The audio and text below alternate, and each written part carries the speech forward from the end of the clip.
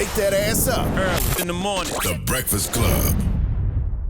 Morning, everybody. It's DJ NV, Charlamagne the Guy. We are the Breakfast Club. Now let's get in some front page news.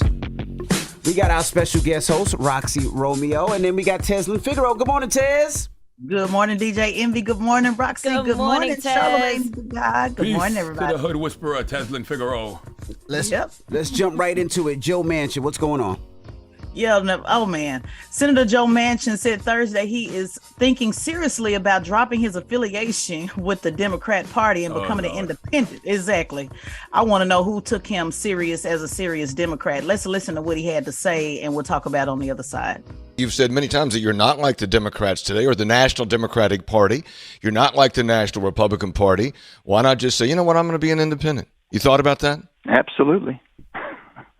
Absolutely. Are you going to do it? Because, well, I'm thinking seriously. What's the best? For me, I have to have peace of mind. Basically, the brand has become so bad. The D brand and R brand in West Virginia, the D brand, because it's nationally branded. It's not the Democrats in West Virginia. It's the Democrats in Washington or the Washington policies of the Democrats. You've heard me say a million times. I'm not a Washington Democrat. This might come as a shock to all of y'all, but Joe Manchin been left the Democratic Party, okay? Absolutely. That's a relationship where physically he was there, but he been left mentally, all right? Absolutely. That man been a dino, a Democrat in name only. And Tez, you know, we've been telling the Democratic Party to call that fool out forever, and they just make excuses for him. That's exactly it. You know, I was going to definitely get on my soapbox a minute about that. You know, when you ask the necessary tough questions, you know, everybody got upset. You know, oh, I can't believe yes. Oh, yes, honey, he told you. Mm-hmm. But then now who's telling you?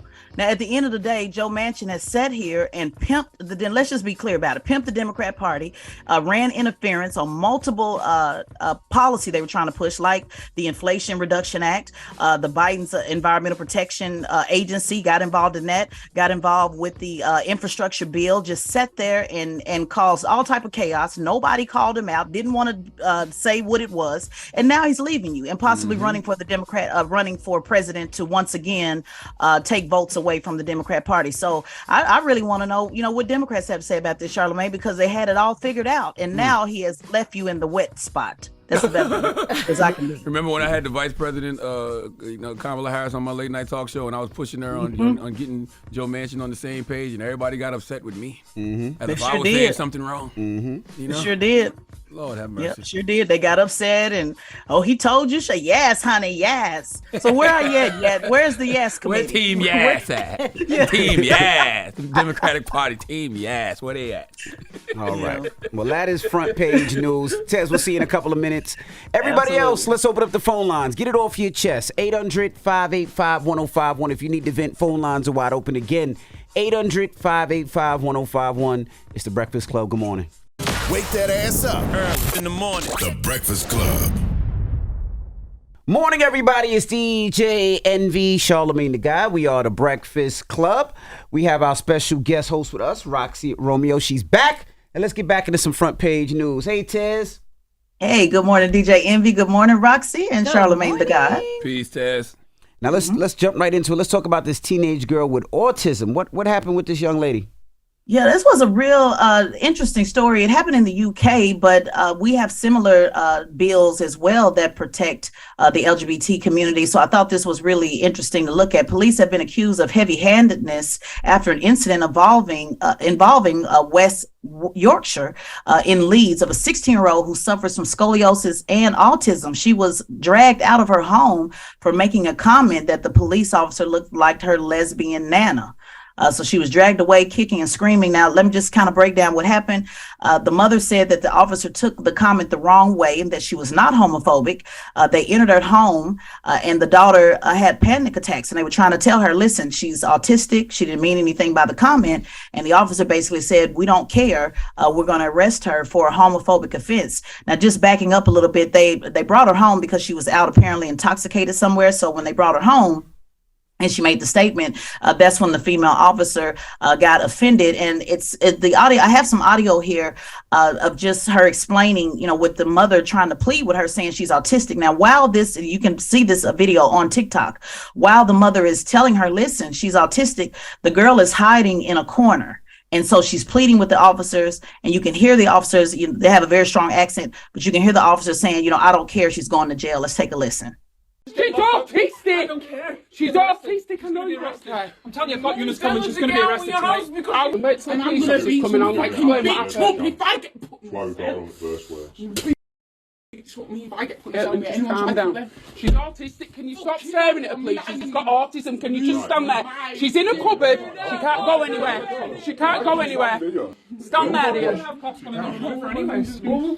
to remove her for what? With your woman. Think she said the word lesbian. Her nana is a lesbian. She's married to a woman. She's not homophobic. Look what you're clenching your fist. Go away from my teenage daughter. What is up with you? First of all, if they start arresting people in America for homophobic public offenses, it'll be a lot of people in jail. And police officers all over the world need higher emotional intelligence. Because if your ego is so fragile that somebody saying you look like their lesbian nana causes you to react like that, I would actually say that the police officer is the homophobic one. Mm-hmm. If the word lesbian triggers you that much to cause you to react like that, I would say you're the homophobic one. Yeah. How dare you call me that? What? Do you know what's happened since? Well, she was arrested. Right now, the family is saying that, they're trying to do what they can to say that these officers overreacted. I mean, literally it was 7 officers, guys, that came and dragged this young lady. And if you go watch it on TikTok, it's very disturbing because the girl is literally screaming. They're pulling her out, kicking and screaming. And I just can't imagine, I'm a mother. I know you are as well. And all of us are parents. Imagine, your disabled child, that's literally having a panic attack, and they're taking her out because she said somebody looked like a lesbian. Mm-hmm. And I wanted to flip this, add this into the conversation. What about the Disabilities Act? What about protecting those who have disabilities? When does that come into play? Which one trumps the other? So I just found this just really disturbing. And just as FYI, public order, a homophobic public order offense is generally something related to actions that disrupt public peace and harmony. And again, this was not disrupting public peace. The girl said it in her house, but it does include verbal abuse, harassment, threats, or violence directed at individuals or groups. But again, in the public, and that's what the mother kept saying. She said this in the home. Why are you taking my child to jail for saying that you look like her lesbian nana? And lesbian is not a slur. No, by the way, that's just I thought it was a real term. Yeah, that's just a descriptor to me because the officer doesn't look like somebody's lesbian nana. She actually looks like a gay young man to me. She looks like, that's what she looked like to me. You going personally. to jail? You going to jail? You going to jail? The picture I saw, she looked like a gay young man. That's what she looked like to me. We all know that cops are not always right to begin with. Mm-hmm. I mean, so that's number one. But I mean, this is just absolutely horrible. They haven't apologized. Has she been released? Like, are they even claiming any, fault at all? The police? Well, I mean, the officer said that, again, this is legal, to make these types of comments. So I'll follow and see, what else happens with it. But this is a breaking story. So it just happened. So we only have the information that's available to us. But again, I thought it was interesting because when you start setting precedents for these types of things, how does it follow and how will it follow the United States? Of course, the United States does have a federal hate crime that does address LGBTQ plus community, but that is usually something related to an actual crime. Canada does have provisions about hate speech, and obviously the United Kingdom does. So I really just started digging into this yesterday because I wanted to see, how far does this happen? How has this happened in the United States? And so far, I haven't seen anything similar in the United States. Right now, I think it's over 23 states that do recognize this type of crime. Wow. But again, it's usually more related to what we would consider criminal, not just a statement. Yeah, I think the officer is the homophobic one here. Like, if getting called a lesbian offends you that much, if getting called a lesbian triggers you that much, you got deeper issues. That's right. You know what I mean? That don't have nothing to do with that young autistic girl. Well, that is front page news. And let me send a rest in peace and condolences to anybody that has family or that's lost somebody out in Maui in Hawaii. They're saying the death toll rose to over 55 already, and there's over 1,000 people missing that they can't get in contact with. They were saying people had to jump in water to avoid the fire. So I just want to send condolences and definitely rest in peace. They're saying it's going to cost billions of dollars to rebuild Maui. So, all right. Oh, and listen, make sure you subscribe to Teslin Figaro's podcast, the Straight Shot No Chaser podcast on the Black Effect iHeartRadio podcast network, and follow Teslin on all social media platforms. Anything you heard her talk about this week in Front Page News, she'll be breaking down on her podcast this weekend. All right. And when we come back, Yo Gotti will be joining us. It's The Breakfast Club. Good morning. Wake that ass up early in the morning. The Breakfast Club.